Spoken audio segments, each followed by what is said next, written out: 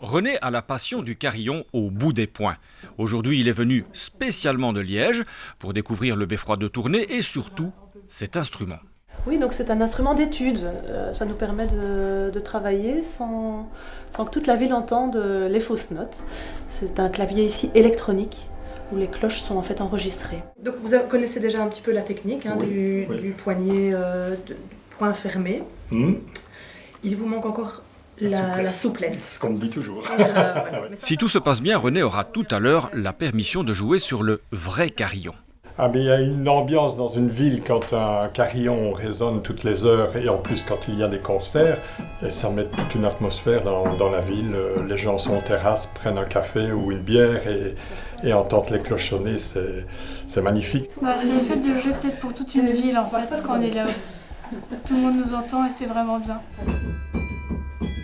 Et c'est bien là tout le paradoxe du carillonneur. Tout le monde l'entend, personne ne le voit.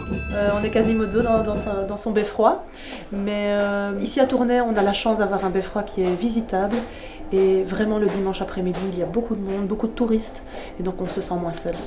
Le carillon, c'est aussi un sport. Il faut de la poigne, bien sûr, mais aussi de bonnes jambes pour atteindre le sommet. Et donc il y a de plus en plus d'enfants, de jeunes qui commencent le carillon.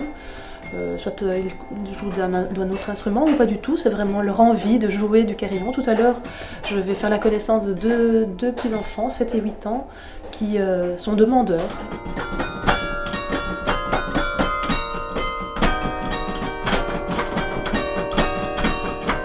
Jouer en haut du beffroi sans se faire sonner les cloches, un rêve d'enfant devenu réalité. René lui aussi aura droit à son quart d'heure de gloire. On l'aurait même entendu carillonner jusqu'à Liège.